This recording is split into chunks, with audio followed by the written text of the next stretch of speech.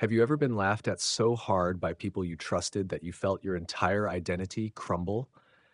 I was sitting at a restaurant table surrounded by my wife's family when her sister raised her wine glass and announced to everyone, "When your wife finally leaves you for someone successful, promise you won't cry about it like a little boy."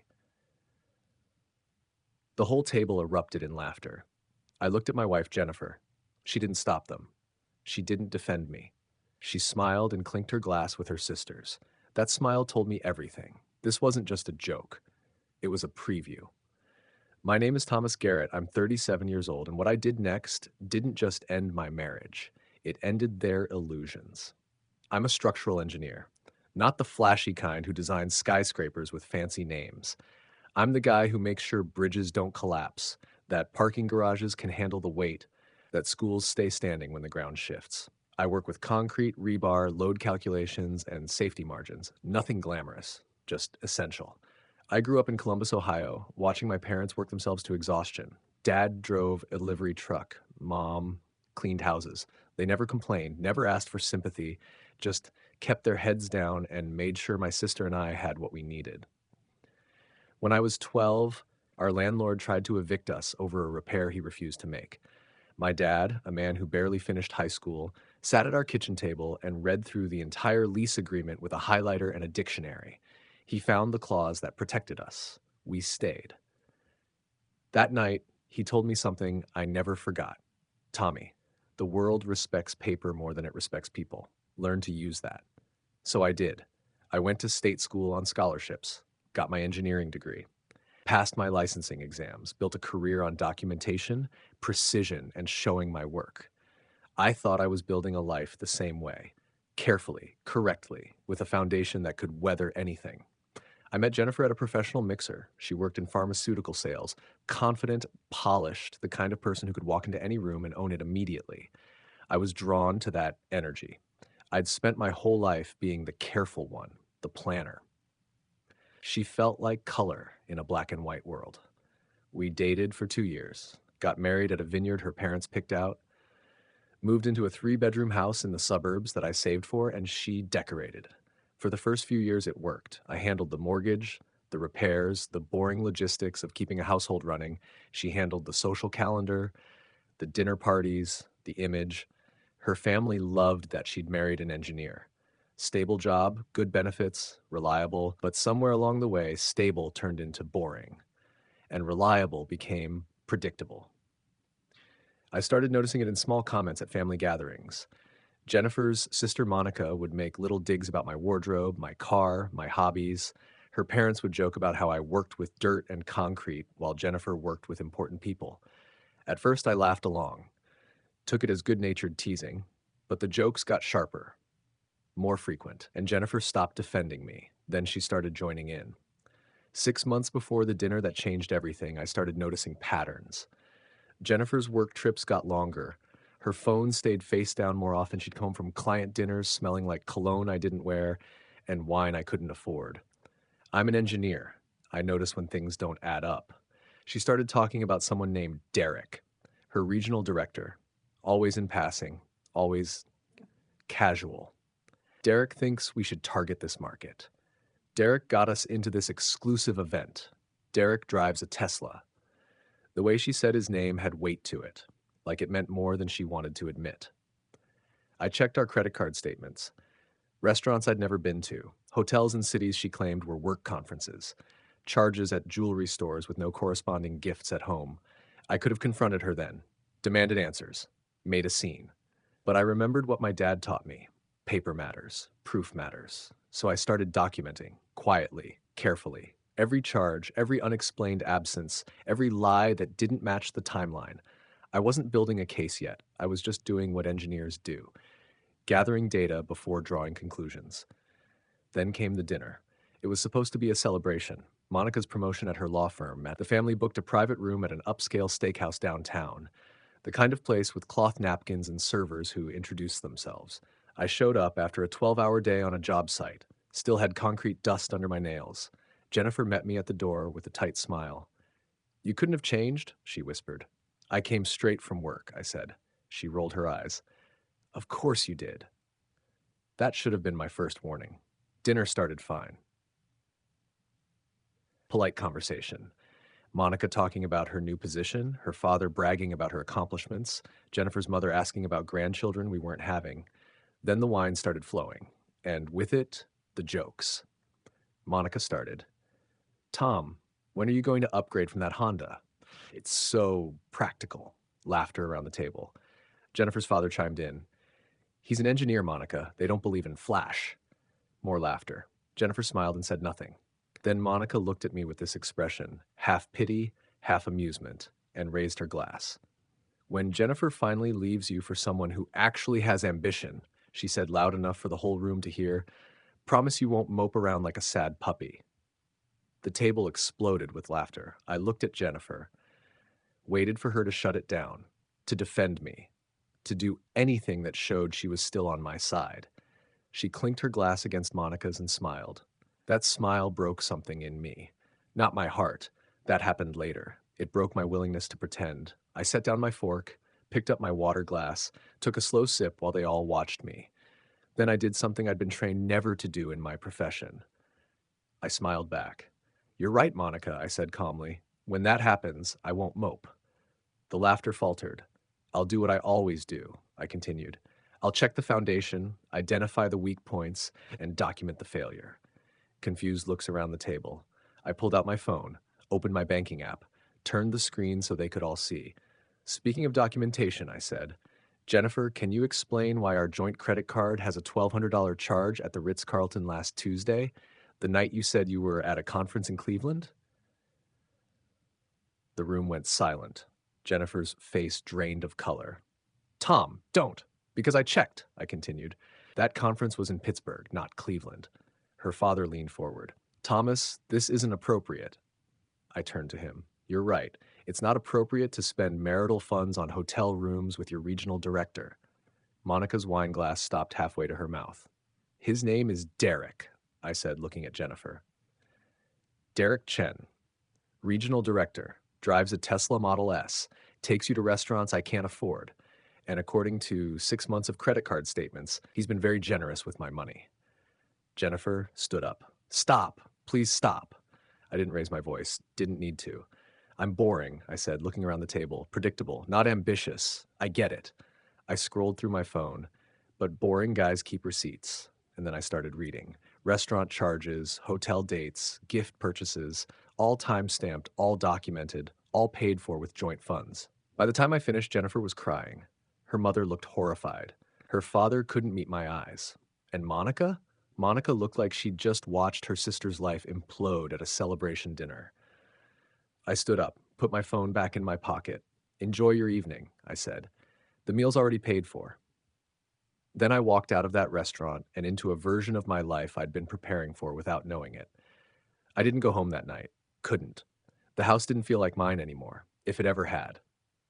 I drove to a budget hotel off the highway, checked in under the fluorescent lights, and sat on the edge of a bed that smelled like industrial detergent. My phone started ringing immediately. Jennifer, Monica, Jennifer's mother. I let them all go to voicemail. Then I did what engineers do when a structure fails. I started the damage assessment. I opened my laptop and pulled up every document I'd been quietly collecting for the past 6 months. Not out of paranoia, out of habit. Because in my line of work, you don't trust memory. You trust records, bank statements, credit card charges, phone bills showing texts sent at 2 a.m. to a number saved as DC, calendar entries that didn't match her explanations. The affair was obvious, but it was the money that really got me. Over the past 8 months, Jennifer had transferred $28,000 from our joint savings into a personal account I didn't have access to.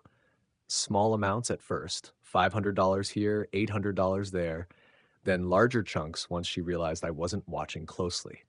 She'd been building an exit fund, not with her own salary, with money I'd saved from overtime and weekend consulting jobs. I sat there in that hotel room at midnight, staring at spreadsheets that told me my wife had been planning to leave for months, and I felt something I didn't expect. Not rage, not heartbreak, clarity. The next morning, I called a lawyer. His name was Paul Richardson, former prosecutor, now handled high-conflict divorces. I'd gotten his name from a colleague who'd gone through something similar. I walked into his office with a folder 3 inches thick. "This is everything," I said, sliding it across his desk. 6 months of documentation. Affair, financial infidelity, false statements about her whereabouts. It's all time-stamped. Paul flipped through the pages, his expression never changing. When he finished, he looked up at me. "This is some of the most thorough documentation I've ever seen." "I'm an engineer," I said. "I don't trust feelings. I trust data." He nodded slowly. "Okay, here's what we're going to do. Over the next 3 hours, Paul laid out a strategy, not just for the divorce, for the counterattack. Ohio is an equitable distribution state, he explained, but judges take infidelity into account, and they definitely care about financial misconduct. "What about the money she moved?" I asked. "She took it from a joint account," Paul said. "That's legal. But if we can prove she was using marital funds to support the affair, hotels, gifts, dinners, we can argue she dissipated assets." "Meaning?" "Meaning she'll have to pay it back in the settlement." I sat back in my chair. "And the house? Your name is on the deed. Hers isn't. You bought it before you got married." "She made me add her to the insurance," I said. "Insurance isn't ownership," Paul replied. "The deed is. And according to this," he tapped the file, "you refinanced 2 years ago in your name only." I remembered that. Jennifer had bad credit from student loans she'd ignored. The bank wouldn't include her. At the time, I thought I was protecting her. Turns out I was protecting me. Paul leaned forward. "Here's what's going to happen. We file first. We freeze the joint accounts. We request a full financial disclosure from her, and we present evidence of infidelity and asset dissipation. How long? If she fights it, 6 months. If she's smart and settles, 2. I looked. "If I don't want to settle," Paul smiled. "Then we go to war." I moved into a small apartment across town. 1 bedroom, basic furniture, functional. It felt like a construction trailer, which suited me fine. Jennifer started calling, then texting, then showing up at my new place. I didn't answer the door. She left voicemails ranging from apologetic to furious. "We can fix this. You're being dramatic. You're ruining everything." I saved every message. Documentation. Her family started reaching out too. Her mother wanted to talk like adults. Her father wanted to work this out privately. Monica surprisingly sent one text. "I'm sorry. I didn't know." I didn't respond to any of them. Then Derek called. I was at a job site when my phone rang with an unknown number. I almost didn't answer. "Thomas Garrett?" A smooth, confident voice. "Who's this?" "Derek Chen. I think we should talk." I stepped away from the noise. "About what?" "About Jennifer. About this situation." I almost laughed. "What situation is that?" "Look, man, I didn't know she was married when we started." "Bullshit." Silence. "You knew," I said. "You knew because she told you. And you didn't care because you liked playing the hero to an unhappy housewife." "That's not." "Save it," I cut him off. "I don't care about your excuses, but I want you to understand something." "What?" "This isn't about you," I said. "You're just the guy who happened to be there when my wife decided to blow up her life. You're not special. You're just convenient." Another pause. "But here's what you need to know," I continued. "Every dollar she spent on you came from a joint account. Every hotel room, every dinner, every gift. That's called dissipation of marital assets, and my lawyer is very interested in that."